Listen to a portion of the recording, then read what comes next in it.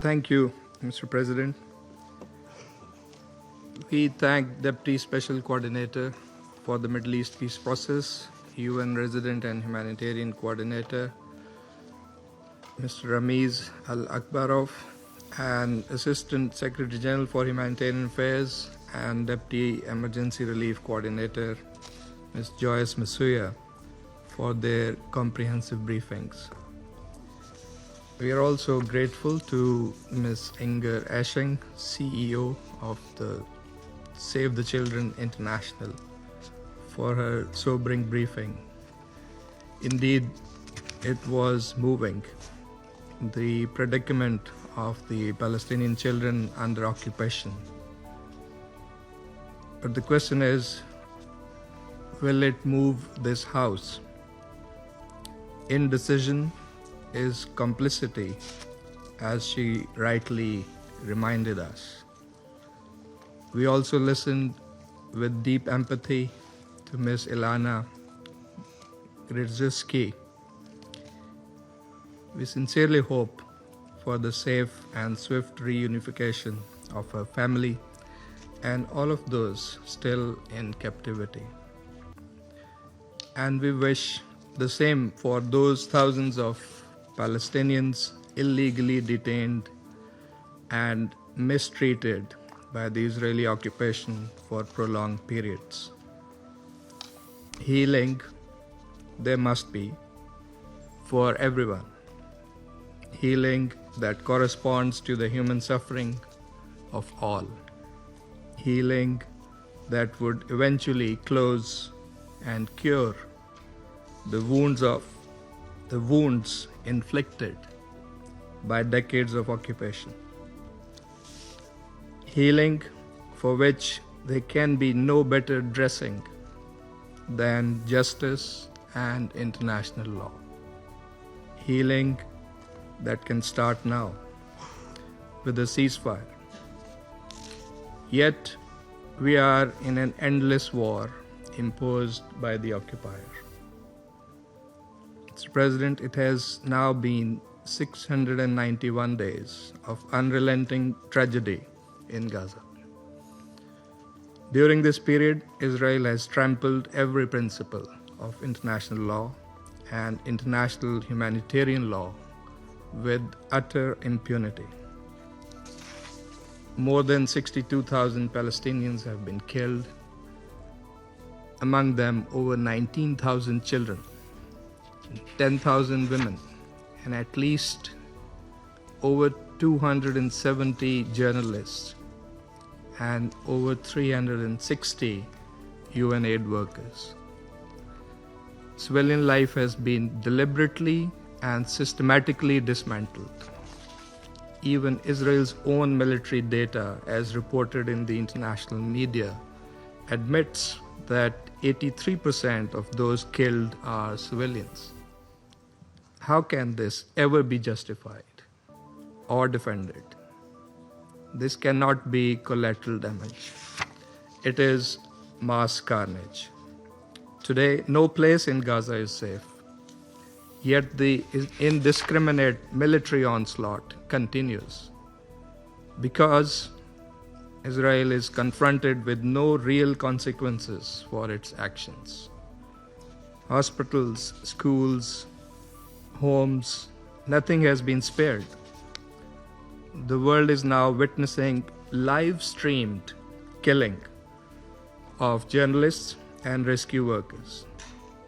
The strikes on the Nasser medical complex were appalling and condemnable, yes, but yet they are tragically familiar, part of a grim pattern. There are those who shield Israel and try to silence this council into inaction.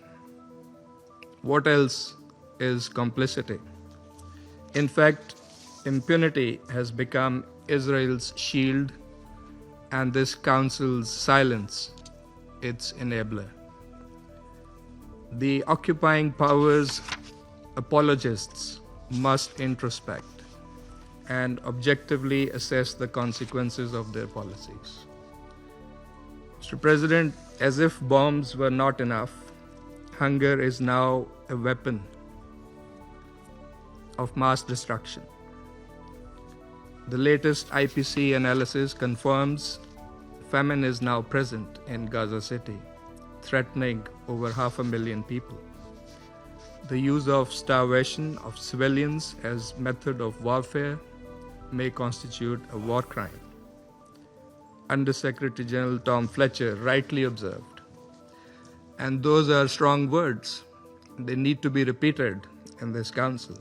And I quote, "It is a famine we could have prevented if we had been allowed.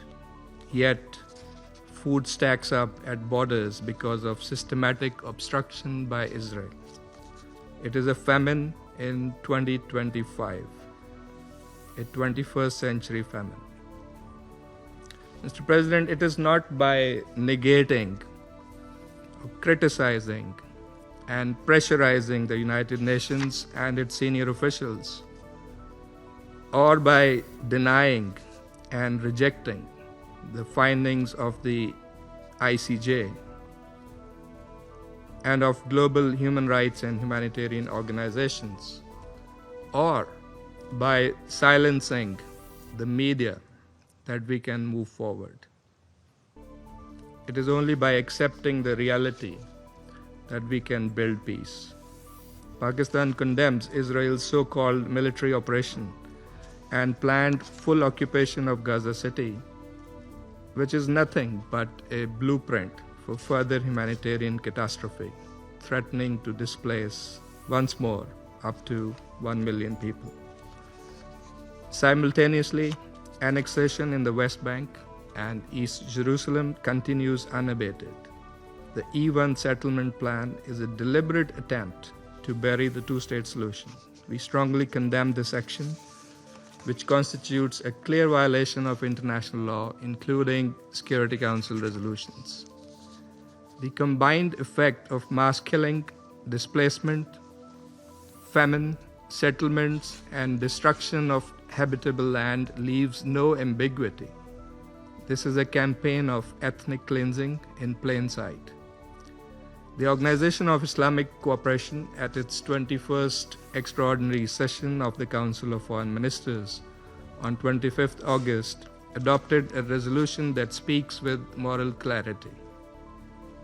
It has urged this Council to act promptly under Chapter 7 to stop the brutal aggression by the Israeli occupation and its violations, which threaten the prospects for achieving a just, lasting, and comprehensive peace in the region and hinder the implementation of the two-state solution.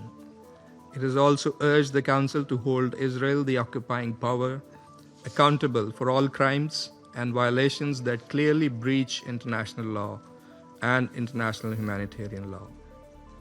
The Security Council cannot remain a bystander. It must act now, with resolve, to fulfill its charter responsibility for the maintenance of international peace and security. It must demand, first, an immediate, permanent, and unconditional ceasefire across Gaza and the occupied Palestinian territory, with full implementation of Security Council Resolution 2735. We appreciate and support the efforts led by the United States, Egypt, and Qatar, and hope these will result in an early ceasefire.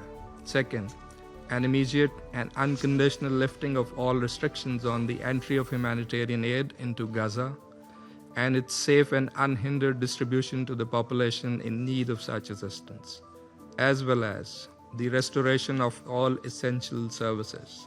Third, release of all hostages and exchange of Palestinian prisoners. Fourth, a halt to Israel's declared intent to occupy Gaza City. And fifth, an end to forced displacement, illegal settlement expansion, and annexations in the West Bank and East Jerusalem. Mr. President, lasting peace requires a credible political horizon, one grounded in international law, leading to the realization of a sovereign, viable, and contiguous Palestinian state based on the pre-1967 borders, with Al-Quds al-Sharif as its capital. Occupation must end, for that is the actual root cause of instability in the Middle East. The high-level conference on peaceful settlement of the Palestinian question and the implementation of the two-state solution was co-chaired by Saudi Arabia and France last month, was a timely initiative. It respects the will of the international community. That must be respected.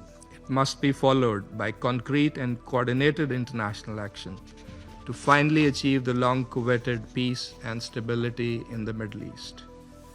Mr. President, every moment of inaction deepens the suffering that we are all here talking about. It multiplies the grief and tears apart the very fabric of international law. The world is watching. History will not forgive delay. It will not forget inaction. The Council must rise to its chartered duty and act. I thank you.